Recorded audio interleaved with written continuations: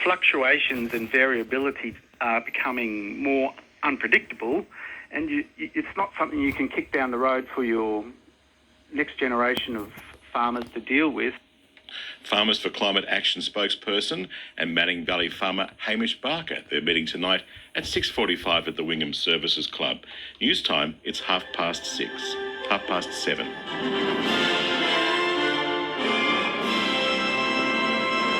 Showers and possibly heavy falls in the north, the chance of a thunderstorm. Good morning, Nick Parmenter with ABC Mid-North and Coast Coast News. Kempsey councillors have told the Supreme Court if the local government election results are void because of the iVote crash on polling day, they won't run again. Kelly Fuller reports. The New South Wales Electoral Commission has asked the Supreme Court to throw out the results in the Kempsey, Singleton and Shell Harbour Ward A elections because its electronic voting system failed. Kempsey Deputy Mayor Alexandra White said she couldn't afford to run again and wouldn't spend another $5,000 and possibly end up in the same position if another system failed. Councillor Liz Campbell said forcing another vote would be a deep miscarriage of justice and she could not afford to fund another campaign. The judge has reserved his decision. The regional organiser for the New South Wales Teachers Federation is concerned the scrapping of some mask rules in schools will lead to an increased spread of COVID-19. From next week, mask requirements for high school students and staff will be lifted. Parents and visitors will be allowed back on school grounds and assemblies and school camps will be able to resume. The Federation's Ian Watson says infection numbers could rise as the requirement for children to have weekly rapid antigen tests is also set to be lifted on Monday. We know that the rapid antigen tests in particular have been working, so if they're not in place to pick up in particular those asymptomatic students and staff, then we are going to see a situation where there may well be an increased number in people that are contracting COVID. From March the 7th, masks will no longer be required for primary school and early education staff. Joanne Murtagh from Tuncurry has an 11-year-old child with autism. She says her son Luke will continue to wear a mask as his father is immunocompromised, but she's glad Luke will be able to see his teachers' faces again. It's easier for the children in support units to be able to read their teachers' facial expressions because they're visual. So it's really important that the teachers don't, in a unit, wear masks. This has been really hard on children in a unit and it's been hard on the staff. State government data shows the highest number of COVID breach fines on the Mid-North Coast have been issued to Coffs Harbour residents. Louisa Rubo reports. The data shows more than $50 million in COVID breach fines were issued to people across New South Wales between July 2020 and October last year. Coffs Harbour had the highest offending rate on the Mid-North Coast, with 234 penalties issued to local residents during that time, valued at more than $212,000. Kempsey had the second highest rate of offenders in the region, with more than $132,000 worth of fines. Port Macquarie followed with close to $125,000 worth of fines issued. Grafton had almost $120,000 worth of penalties and Taree $116,000. A Kempsey pharmacist has welcomed the approval of the Moderna COVID vaccine for children aged 6 to 11. Children in that age bracket can start getting the vaccine from today and will be given the same formula as adults, but at half the dosage amount. Greg Hillier says he'll provide the service to young children despite getting paid less than administering the booster shots. The 6 to 11 year group that provides a few extra challenges than the adult program, in that you've got parents who may be a bit hesitant and then the kids themselves might be a little bit negative in regards to having a vaccine. So it takes a little bit of extra time. So it's more an excess labour cost. In news elsewhere, the US is threatening even further sanctions against Russia if it does not de-escalate the conflict in Ukraine immediately. 2 Russian banks and sovereign debt will be hit with sanctions first, cutting Moscow off from Western money markets. And the family of 16-year-old Indigenous boy Jai Wright has thanked the community for its support. The teenager died in a collision with an unmarked police car in inner Sydney last weekend. Jai Wright's family wants an independent investigation into the teenager's death. To the weather, showers and possibly heavy falls in the north, the chance of a thunderstorm. A severe weather warning is in place for parts of the coast, including in Coffs Harbour and Bellingen. There is an initial flood watch for the Arara, Bellinger, Killang and Nambucca rivers.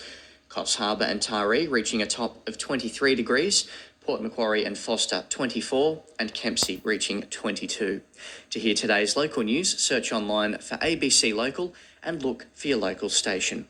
ABC Mid-North and Coast Coast News. Proactively makes a decision to vote, which they would under this proposal. They're not being forced to. They can choose not to, unlike the rest of us who are required to vote. They're doing so because they're taking an interest, and I've always been of the belief, maybe naively, that in local government and now in state parliament, that if you're someone who's working hard for your community, delivering and looking after people, then it doesn't matter whether it's young people or old people. People will respect that and people will respond. And I don't think you can just say, this means all these 16-year-olds are going to go and vote for the Greens party or something like that. I just don't. In my experience, that is, it's like saying all old people vote for the Conservative Party. And that we know that that's not true as well. Yeah. We absolutely know it's not true. So I don't think you can put those labels on people. I think that is actually quite demeaning. There are a lot of young people out there who actually think very hard about these issues, and indeed it could be argued think harder and research more and follow it more closely than some of the rest of us that have been required to vote for many, many years at every election. Yeah, well, certainly worth following, and we'll see how far this debate gets. But Adam Marshall, great to catch up and chat about this morning. Thanks, Patrick. That is the member for Northern Tablelands, Adam Marshall there. Some of his thoughts, not necessarily opposed or speaking heavily against this idea, thinking it warrants some attention. Some more texts coming through on this idea of lowering the voting age. I'll read some of those out after the local news. We're heading up to that now. After then, new data released showing which postcodes were most heavily impacted by COVID fines.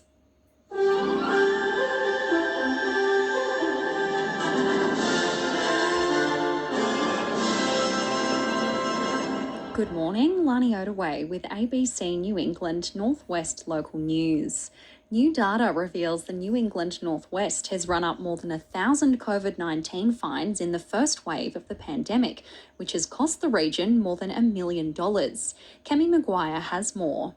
The state government tallied all infringement notices between July 2020 and October last year. New England Northwest clocked up 1,389 offences, equating to more than $1.2 million. Tamworth had one of the highest regional figures in the state, with 328 fines dished out, with Moree also recording 247. Weewaw, Barraba, Ashford and Palomalawar received 6 fines respectively. Overall, more than $50 million of COVID breach fines have been issued to people across New South Wales since the pandemic took hold. The New South Wales Teachers Federation says the easing of COVID restrictions in schools should have been more gradual. From Monday, cohorting and rules keeping parents off school grounds will be wound back. Masks will also no longer be mandatory for students and high school staff, with masks for staff at primary schools and early childcare centres set to go the week after. Teachers Federation President Angelo Gavrielados says those risk mitigation strategies have been useful. All of that's been lifted, and we believe that's premature, and what should have happened was a more steady, graduated lifting of restrictions. Not all of them at once, one at a time. An industrial-sized cannabis crop growing in Tamworth is about to begin its first harvest today, but cutting it has been a difficult feat. Gunnedar's Ian Wise has spent the past 2 years designing a machine that can withstand 180 hectares of hemp plants. He says although the industry has boomed with indoor pharmaceuticals, fibre crops haven't previously called for harvesters to be built to such a large scale. Very wiry and ropey and won't go through a standard machine. So based on a Class Jaguar unit, but the only bit Class Jaguar left of the sticker on the outside, I think. It's been nothing on a broad acre scale. This is the first hemp crop that it's actually gone into. If someone doesn't take that leap of faith, you're never going to get there. Final sealing of the Warrialta bypass is expected to be completed by the end of March, putting an end to the 5-year project. The road was planned to be finished this month, but with legal battles and wet weather, work stopped and hundreds of thousands of dollars more was given to the project. Guarda Shire Mayor John Colton says it's vital to get road trains away from the town centre. From the Guarda Highway into the street that runs through the middle of Oriel and heads out north. The trucks cannot negotiate that corner without going right across the centre line. And then on top of that, stock trucks were dropping effluent up the main street. So it was very dangerous, but we're getting very, very close to the end now. Tamworth has been listed third in travel website What If's top Aussie towns of the year. The city rates high for its museums, galleries and marsupial park, but missed out to first place to Launceston in Tasmania and Caloundra in Queensland. Despite the Country Music Festival being postponed and it losing hundreds of thousands to local operators, Mayor Russell Webb says tourism is looking promising for the year ahead. COVID really hit businesses in the back pocket. It hit employment opportunities in a big way too. And there is work to do. Having just recently relaunched the Destination Tamworth website is the first step in moving towards actually trying to build our capacity for tourism into the future. 1 in 3 major coal, oil and gas projects emit more greenhouse gases than estimated at the time of their environmental approval. New research from the Australian Conservation Foundation finds the worst offenders are emitting as much as 3 to 4 times their original estimates, or tens of millions of tonnes of greenhouse gases. The Foundation's lead environmental researcher, Annika Shu, says resource companies need to be held accountable. It's not necessarily that we think environmental impact statements should be able to predict exactly to the tonne.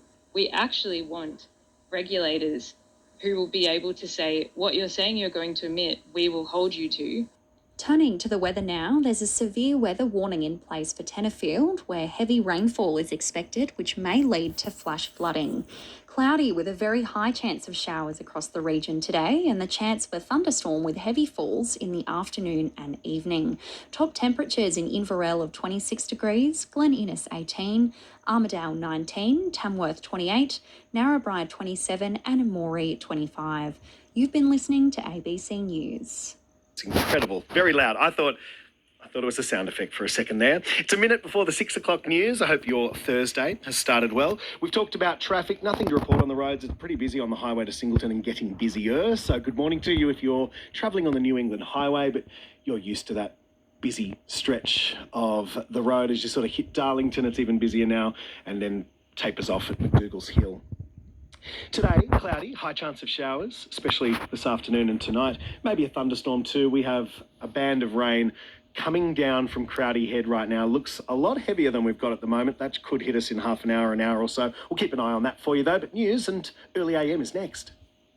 Hi, I'm Richard Feidler. Tune in to Conversations, weekday mornings from 11 here on ABC Radio, or choose from thousands of shockingly thought-provoking conversations anytime on the ABC Listen app or wherever you get your podcasts.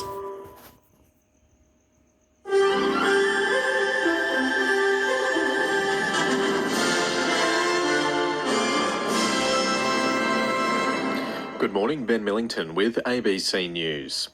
Ukraine has called on Western leaders to impose tougher sanctions against Russia.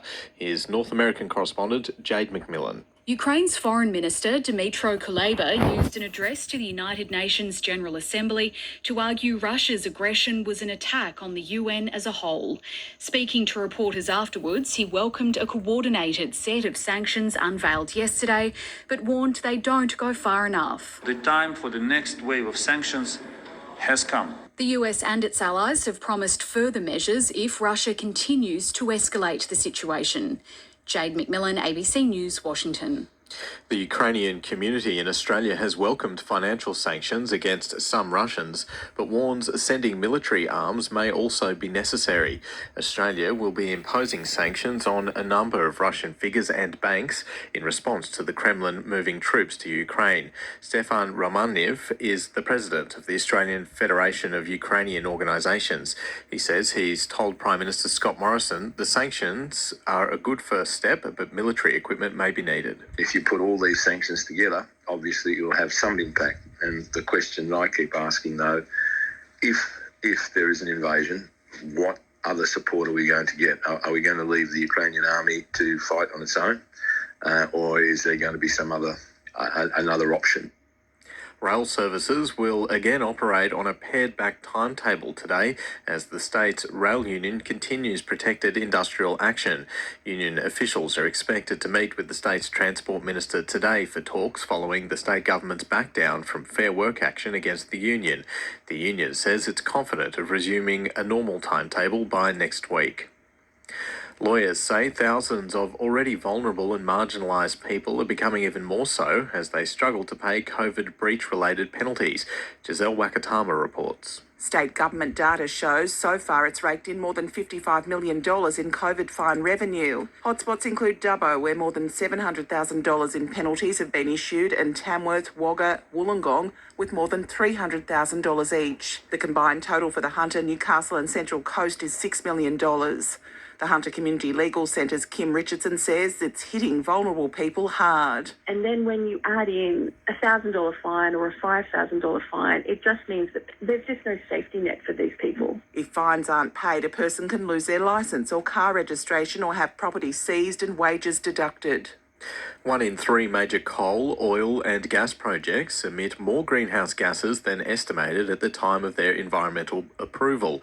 New research from the Australian Conservation Foundation finds the worst offenders are emitting as much as 3 to 4 times their original estimates, or tens of millions of tonnes of greenhouse gases. The Foundation's lead environmental researcher, Annika Shu, says resources companies need to be held accountable for the additional emissions. It's not necessarily that we think environmental impact statements should be able to predict exactly to the tonne. We actually want regulators who will be able to say, what you're saying you're going to emit, we will hold you to. Severe weather warnings have been issued for parts of Queensland and New South Wales, with several flood warnings also in place. Katie Brooks reports. The Bureau of Meteorology has issued warnings in Queensland for the southeast coast and parts of Wide Bay and Burnett, as well as the Darling Downs and Granite Belt. Between 80 and 120 millimetres of rain is predicted in parts of southeast Queensland, but could reach up to 180 mils in areas east of Gympie and Ipswich. In New South Wales, the Northern Rivers and parts of the mid-north coast and northern tablelands are expected to experience severe weather throughout today. To sport, and in the A-League, the Newcastle Jets survived a first-half onslaught last night to defeat the Western Sydney Wanderers at Hunter Stadium. The Wanderers dominated the first 45 minutes with 12 shots on goal compared to 3, but were unable to capitalise. The Jets made them pay midway through the second half when Angus Thurgate scored the game's only goal, securing the win. Checking the Hunters' weather, a high chance of showers today, most likely this afternoon and early evening. There's the chance of a thunderstorm with possible heavy falls in the lower Hunter. Winds east to southeasterly between 15 and 25 kilometres an hour, becoming light in the late evening. Daytime maximum temperatures between 22 and 28 degrees. Newcastle's heading for a top of 27, Maitland 26 and Scone 28. ABC News.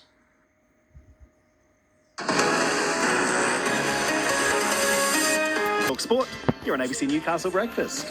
Swansea Channel sounds to mates in Morpeth. You're part of the world, your local broadcaster. You're on ABC Newcastle Breakfast. Right here on ABC Newcastle Morning. I'll be with you through until midday. Stuff that you might have missed while you've been out and about. ABC Newcastle, your local.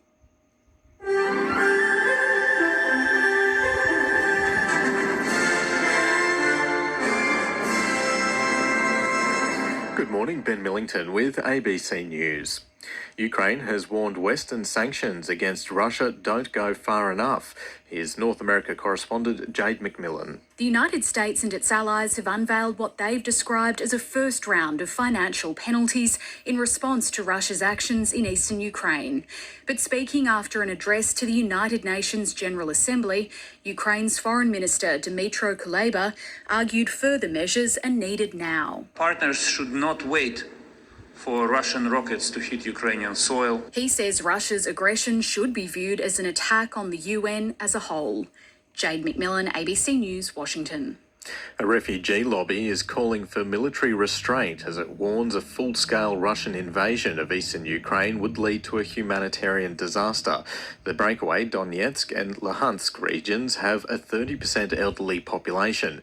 The Norwegian Refugee Council's Jan Eivgelen is pleading with Russia and Ukraine to avoid a senseless war. Those who are behind the military escalation do not understand how this are affecting the exhausted, freezing, miserable pensioners who live along that line. The New South Wales Teachers Federation says the easing of COVID restrictions in schools should have been more gradual. From Monday, cohorting and rules keeping parents off school grounds will be wound back. Masks will also no longer be mandatory for students and high school staff, with masks for staff at primary schools and early childcare centres set to go the week after. Teachers Federation President Angelo Gavrilatos says the risk mitigation strategies have been useful. All of that's been lifted. And we believe that's premature, and what should have happened was a more steady, graduated lifting of restrictions. Not all of them at once, one at a time. Kempsey councillors have shared their shame and embarrassment at being drawn into a Supreme Court case sparked by New South Wales Electoral Commission's iVote crash and vowed not to run again if forced into another election. Kelly Fuller reports. The New South Wales Electoral Commission has asked the Supreme Court to void the results of the Kempsey, Singleton and Shellharbour Ward A elections after the failure of its electronic voting system. Kempsey Deputy Mayor Alexandra Wyatt said she could not afford to contest another election and would just go home, crawl up in a fetal position and emerge when she no longer felt shame, embarrassment and humiliation. Councillor Liz Campbell said the case had exasperated a vicious and personal campaign against her on social media. She said the experience had been distressing and taken a personal toll. The judge has reserved his decision. Newcastle's medical fraternity is rallying behind a health facility that helps cancer patients as they prepare for major surgery. The Cadence Centre at Warrabrook is set to close tomorrow after the charity was unable to raise money during COVID. The centre provides specialised high-intensity exercise and support programs for people during all stages of cancer. Consultant anaesthetist Dr. Sabri Issa refers clients to the centre and has been part of the team lobbying state and federal governments for help. When we first heard about it, we were absolutely devastated. I mean, I can't emphasise enough how helpful and useful we have been finding it. Newcastle victims advocates have applauded the uptake in the use of witness intermediaries to help abuse survivors deal with the courts. Newcastle and Sydney district courts are part of a trial using the intermediaries. The government says a total of 603 police requests were received for witness intermediaries last financial year, reducing trauma during court processes. Vocal CEO Kerry Thompson says the extra support is invaluable. It can be very horrific for people, and a lot of survivors that we work with say that the court process does re-traumatise them. So a program like this, where there can be interventions early on and put that support in place for vulnerable witnesses, is a really great thing. To sport, independent doctors will reportedly be able to overrule club medicos on whether NRL and NRLW players who suffer head knocks can continue playing in matches this season. One medical expert will watch matches remotely from the league's video bunker and can pull players from matches if they show obvious symptoms of concussion, according to the Sydney Morning Herald. Previously, club doctors decided when to make head injury assessments. Checking the Hunters weather, a high chance of showers most likely this afternoon. There's also the chance of a thunderstorm. Newcastle heading for a top of 27.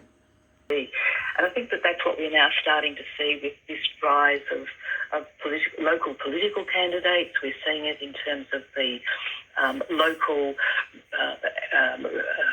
storytelling and history and peacemaking with Indigenous people. That strengthening of the local, I think, is really a key to how we build a stronger and more resilient nation. I think that particular sentiment also tapped into our love of a larrikin sense of humour. Absolutely. And also the environment. Like you've been talking about these extraordinary rains overnight. The local environment, shapes how we see the place. And we all come from somewhere. I mean, I was really... Julian, I'm so sorry, but I have to leave because the news is coming. Thank you so much for joining me. That's great. Thank you, Jo. Julianne Schultz, she'll be in conversation with Kerry O'Brien at the Byron Theatre, 6 p.m. on Tuesday, the 1st of March. Tickets just $15, available from the Byron Writers Festival website. It is news time.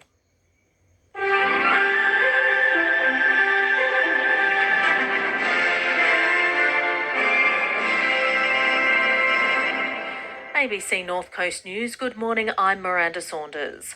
The Bureau of Meteorology has issued a moderate flood warning for the Tweed River, with moderate flooding likely at Timbolgum this afternoon. Minor flood warnings are also being issued for the Brunswick River, Marshalls Creek, Richmond and Wilsons River. It comes as the state emergency crews are currently undertaking 2 flood rescues this morning. Police and the SES responded to Wyralla Road near Lismore after reports that a person was trapped on their car roof. Janet Pettit from the Northern Rivers SES says it's a timely reminder for people to not drive through floodwaters.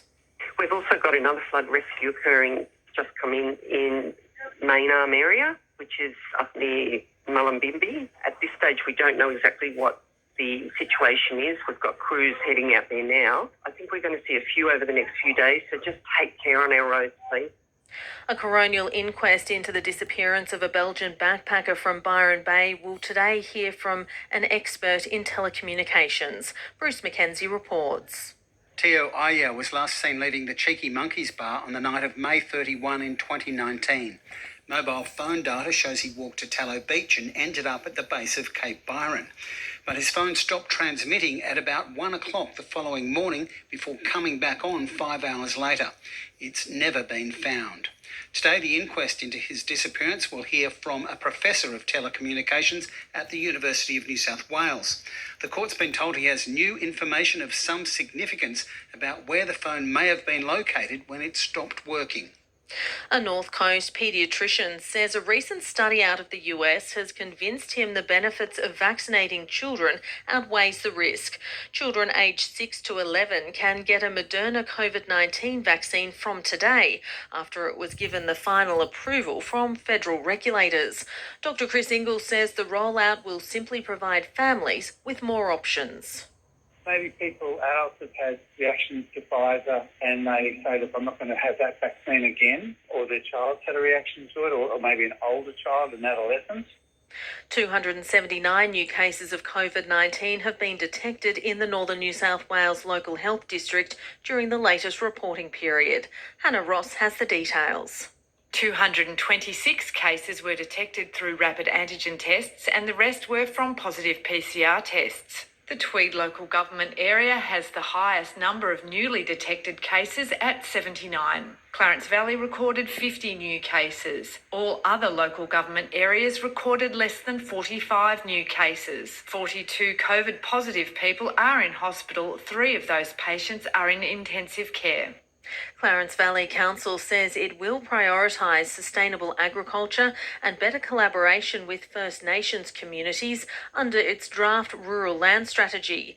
The draft strategy for the next 10 years has been approved by the council, with the public able to make submissions for 28 days. Mayor Ian Tiley says it's not simply about directing more money to the sector. From my long experience, don't know that it would have mattered a great deal in that circumstance. I don't obviously want to revisit that. That's well and truly in the past. But we need to continually review these types of rules to address misconduct as and when it occurs. A Ballina councillor says any plans for a proposed ocean pool on the rock shelf at Shelley Beach in East Ballina should be laid to rest. Councillor Phil Meehan will be asking his colleagues to shelve the project when they meet today on environmental grounds. Councillor Meehan says the idea has been mooted since 2015 and it still doesn't stack up. What we have to weigh up is, first of all, our current swimming facilities we have in Ballina. We don't, in my opinion, have a need for an extra swimming facility. The major issues for me have always been basically placing up to 1,000 cubic metres of concrete on a marine rock platform. Lismore City Council may backflip on their recent hike in airport landing fees. Last year, Council voted to scrap the annual charge and instead introduce a per landing fee. Lismore Mayor Councillor Steve Krieg says a short-term pain of less income should be outweighed by long-term financial stability in the airport. And taking a look at the weather, a cloudy day with very high chance of rains, heavy at times, temperatures in the low to mid-20s. ABC News. Either. I would just like to thank those members of the community. We've dealt with a lot of victims of crime, a lot of witnesses to these offences that we've been investigating.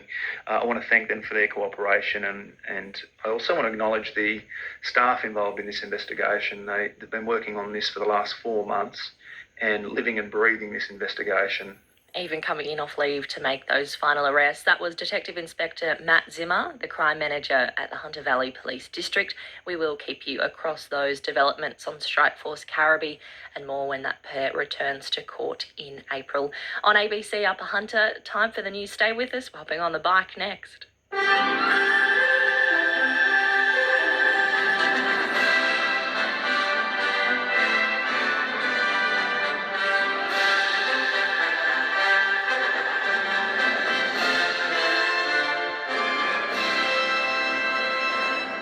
Making news this hour, Ukraine suffers a major cyber attack as tensions with Russia escalate. Train services remain limited due to continued industrial action, and Hunter and Central Coast residents stung more than $6 million in COVID breach penalties. Good morning, Ben Millington with ABC News. A major cyber attack has been launched on Ukraine as the government declares a state of emergency. Europe correspondent Nick Dole reports from Kyiv. Ukraine government websites and some banks were hit by a so-called DDoS attack, which flooded them with malicious traffic and shut them down. Ukraine blamed a similar attack last week on Russia, and the West has warned cyber attacks could be a precursor to a military assault. There's been no confirmation of Russian troops crossing into the breakaway regions in Donbass, but witnesses have reported seeing unidentified tanks in rebel-held areas. A state of emergency has been declared across Ukraine. With parliamentary approval, it could limit the movement of the country's reservists, restrict the media and establish document checks. Nick Dole, ABC News, Kyiv. The US is threatening further sanctions against Russia if it doesn't de-escalate the conflict in Ukraine immediately. 2 Russian banks and sovereign debt will be hit with sanctions first, cutting Moscow off from Western money markets. US State Department spokesperson Ned Price has warned there'll be more severe consequences if Russia invades Ukraine. We will be, if Russia continues its path, we will then be trying to lobby for some sort of military support. That doesn't necessarily mean boots on the ground, but it can be equipment and it can be other things to support the Ukrainian army. Limited train services are running on Sydney's rail network again today. Alison Zhao reports. Rail services will again operate on a pared-back timetable across Sydney today as the state's rail union continues protected industrial action. Commuters are being warned to expect delays and cancellations. Union officials are expected to meet with the state's transport minister today following the state government's withdrawal of its Fair Work action against the union. The Premier is seeking advice on whether the decision to shut down the network broke the law and says he should have been consulted before bureaucrats made the decision. The union says it's confident of resuming a normal timetable by next week. The New South Wales Minister for Regional Transport has revealed he didn't find out about the decision to shut down the state's rail network until he heard it in the news. The state government has been under pressure this week following the rail shutdown, which impacted the Hunter line. Minister Sam Faraway was pressed about his knowledge of the issue in Parliament. I knew that the Greater Sydney Rail Network was shut down on Monday morning, 6 a.m, when I watched the news in the morning. What's the point of being a minister? Order. Lawyers fear the domino effects from unpaid COVID-related fines for vulnerable people will be dire if they lose their licence or have properties seized to recoup money owed. Here's Giselle Wakatama.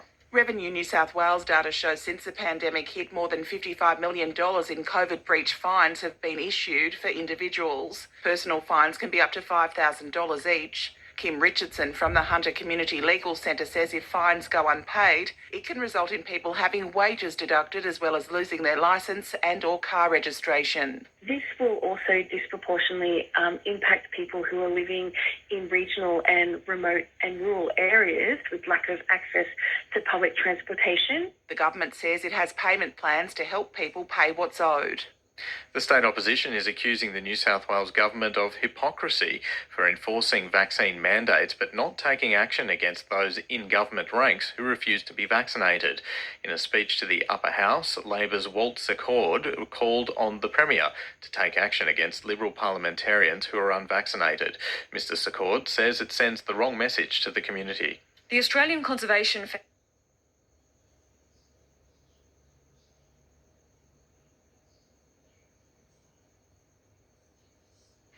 New research has found greenhouse gas emissions from major coal, oil and gas projects regularly exceed estimates provided at the time of their environmental approval.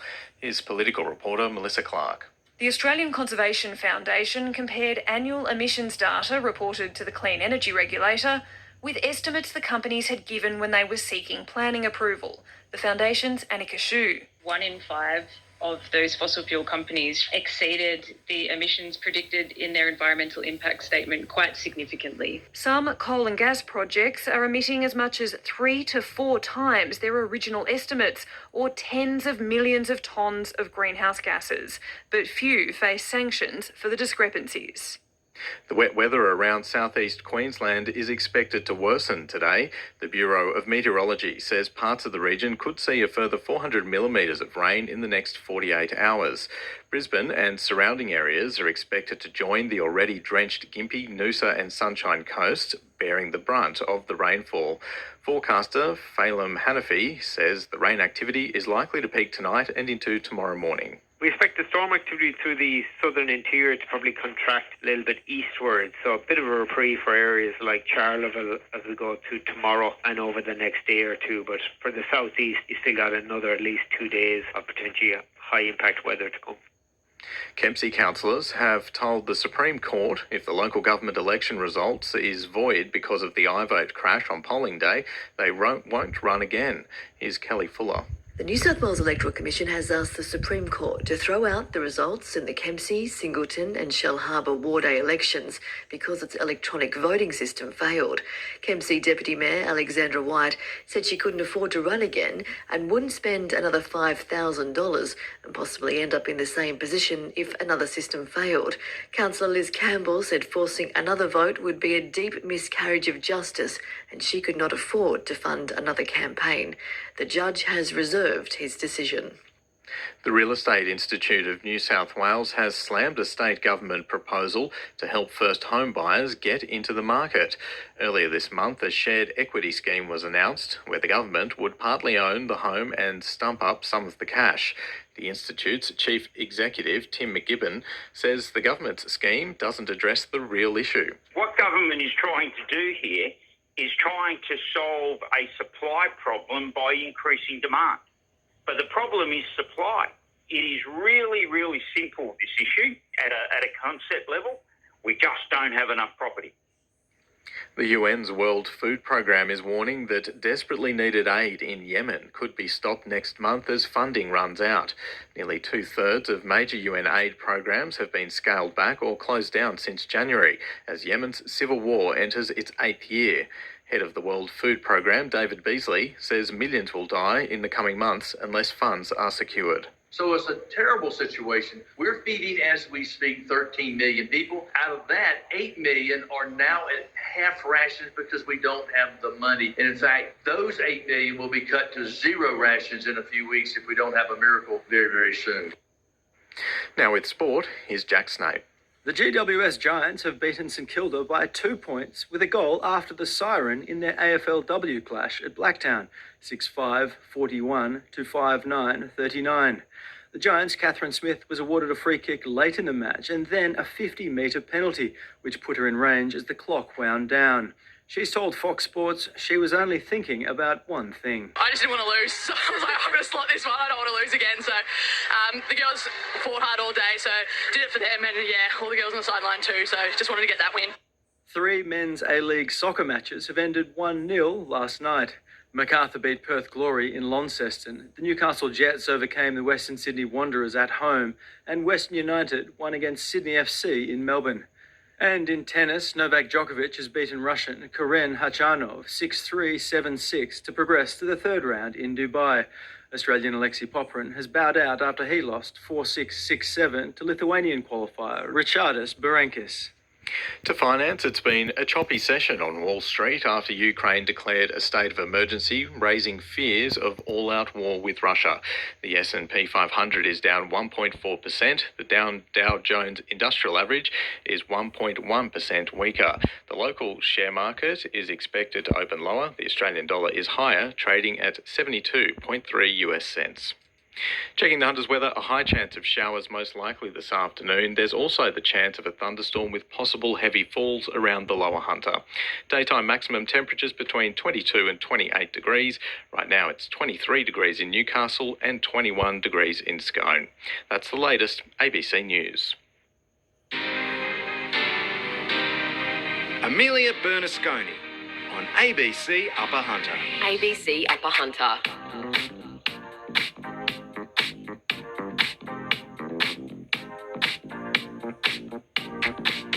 Hello, good morning. Great to be with you on ABC Upper Hunter for breakfast today.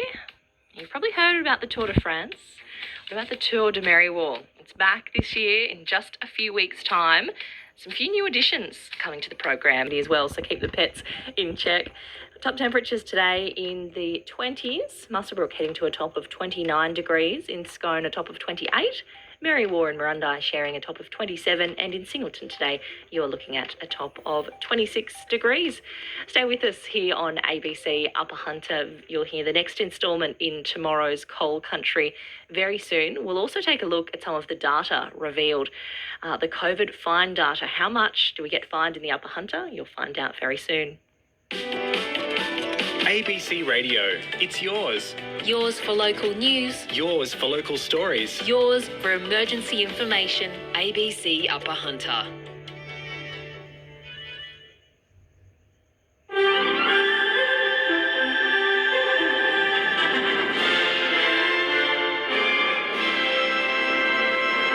Good morning, Ben Millington with ABC Hunter News.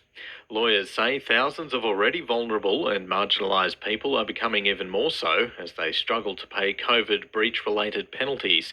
Giselle Wakatama reports. State government data shows so far it's raked in more than $55 million in COVID fine revenue. Hotspots include Dubbo, where more than $700,000 in penalties have been issued, and Tamworth, Wagga, Wollongong, with more than $300,000 each. The combined total for the Hunter, Newcastle and Central Coast is $6 million. The Hunter Community Legal Centre's Kim Richardson says it's hitting vulnerable people hard. And then when you add in a $1,000 fine or a $5,000 fine, it just means that there's just no safety net for these people. If fines aren't paid, a person can lose their licence or car registration or have property seized and wages deducted.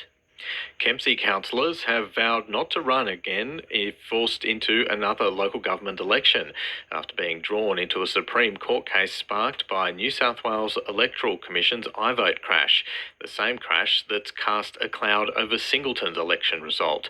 Kelly Fuller reports. The New South Wales Electoral Commission has asked the Supreme Court to void the results of the Kempsey, Singleton and Shellharbour Ward A elections after the failure of its electronic voting system. Kempsey Deputy Mayor Alexandra Wyatt said she could not afford to contest another election and would just go home, crawl up in a fetal position and emerge when she no longer felt shame, embarrassment and humiliation. Councillor Liz Campbell said the case had exasperated a vicious and personal campaign against her on social media. She said the experience had been distressing and taken a personal toll. The judge has reserved his decision. The Real Estate Institute of New South Wales says the latest state government scheme to help first home buyers would likely push prices higher. Earlier this month, a shared equity scheme was proposed where people would partly share ownership of the house with the government. The Chief Executive, Tim McGibbon, says it would allow people to take out larger loans with extra support. The level of demand for property is just pushing prices up. It's as simple as that. There just isn't enough property to go around. Newcastle's medical fraternity is rallying behind a health facility that helps cancer patients as they prepare for major surgery. The Cadence Centre at Warrabrook is set to close its doors tomorrow after the charity was unable to raise money during COVID.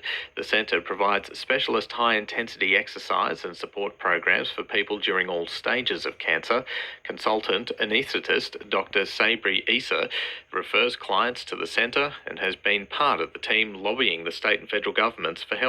When we first heard about it, we were absolutely devastated. I mean, I can't emphasise enough how helpful and useful we have been finding it. Newcastle victims advocates have applauded the uptake in the use of witness intermediaries to help abuse survivors deal with the courts. Newcastle and Sydney District Courts are part of a trial using the intermediaries. The government says a total of 603 requests were received last financial year, reducing trauma and lengthy court processes. Vocal CEO Kerry Thompson says the extra support is invaluable. It can be very horrific for people, and a lot of survivors that we work with say that the court process does re-traumatise them. So a program like this, where there can be interventions early on and put that support in place for vulnerable witnesses, is a really great thing. The Independent Planning Commission will hear public submissions about a proposed mine expansion in the Hunter Valley. The Commission is assessing an application from Glencore to extend the Glendell mine between Muswellbrook and Singleton. It would allow the company to mine an additional 135 million tonnes of coal over 2 decades. The Department of Planning and Environment is backing the project and has recommended it for approval. Public hearings will be held in March. And to sport, the Newcastle Jets have beaten the Western Sydney Wanderers 1-0 in their A-League men's soccer match in the Hunter. Angus Thurgate netted in the second half to secure a win that moves the Jets above the Wanderers into 8th and in the mix for the finals. Thurgate's told Paramount Plus he owes his Brazilian teammate Daniel Pena for the goal. Danny, I think that's his third assist, for me. It was a great ball. I just let it run and, I just tried to keep it low and it went in. The Hunters weather, a high chance of a shower this afternoon and the chance of a thunderstorm. Daytime maximum temperatures between 22 and 28 degrees. That's the latest. For more local news, search ABC Newcastle online.